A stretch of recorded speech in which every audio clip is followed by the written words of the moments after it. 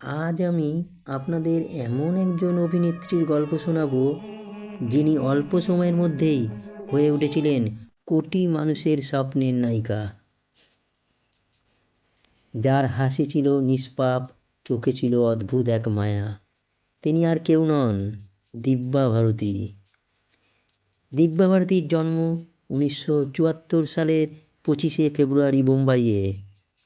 ছোটবেলা থেকেই তিনি ছিলেন খুব চঞ্চল, প্রাণবন্ত।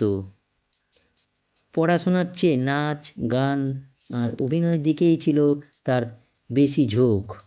স্কুলে থাকতেই বোঝা গিয়েছিল এই মেয়েটা সাধারণ কেউ নন। মাত্র 14 বছর বয়সে তার জীবনে আসে প্রথম বড় সুযোগ। বলিউডে নয়, দক্ষিণী ছবিতে। তেলেগু সিনেমা ববলি রাজা তাকে এনে দেয় প্রথম সাফল্য। এরপর একের পর এক তেলেগু ও তামিল ছবিতে অভিনয় করে তিনি হয়ে ওঠেন সুপারহিট অভিনেত্রী। কিন্তু দিব্যার স্বপ্ন ছিল বলিউড, আর সেই স্বপ্ন বাস্তব হয় 1992 সালে মুক্তিপ্রাপ্ত ছবি কিসমত মা দিয়ে। সাত সমুন্দর পার গানটি রাতারাতি তাকে পরিচিত করে তোলে।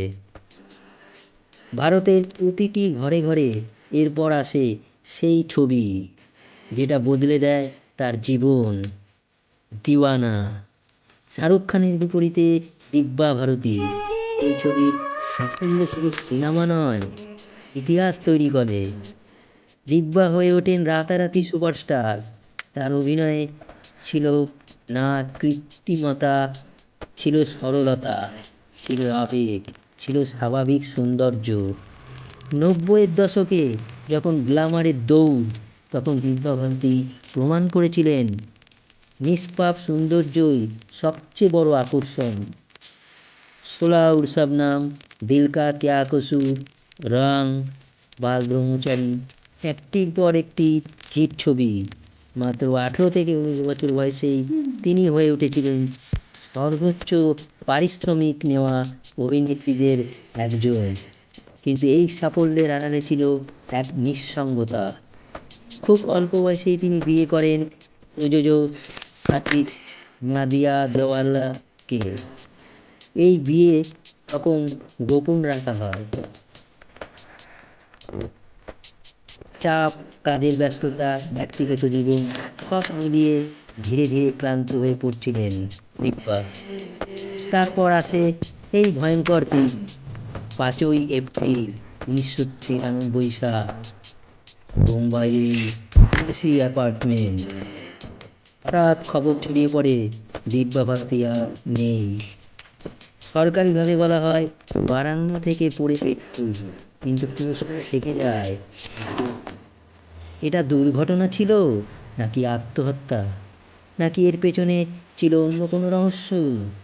কোনো প্রশ্নই আজ পর্যন্ত স্পষ্ট উত্তর পাওয়া যায়নি। দিব্যার মৃত্যু আজও বলিউডের সবচেয়ে রহস্যময় ঘটনাগুলোর একটি। মাত্র 19 বছর বয়সে থেমে যায় এক উজ্জ্বল নক্ষত্রের যাত্রা। অসম্পূর্ণ থেকে যায় অসংখ্য স্বপ্ন, অসংখ্য ছবি, অসংখ্য চরিত্র। কিন্তু দিব্যা ভারতী প্রমাণ করে গেছেন বয়স দিয়ে প্রতিভা মাপা যায় না।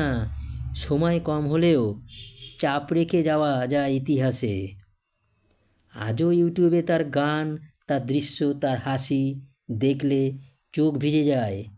কিন্তু মানুষ সময়ের আগেই চলে যায়, কিন্তু তারা কখনো হারিয়ে যায় না। দিব্যা ভারতী ঠিক তেমনই একজন।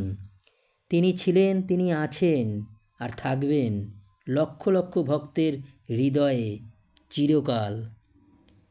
বন্ধুরা, ভিডিওটি যদি ভালো লেগে থাকে তবে অবশ্যই লাইক, কমেন্ট এবং এই ধরনের ভিডিও সরাসরি পেতে হলে চ্যানেলটিকে অবশ্যই সাবস্ক্রাইব করে পাশে থাকবেন। ধন্যবাদ।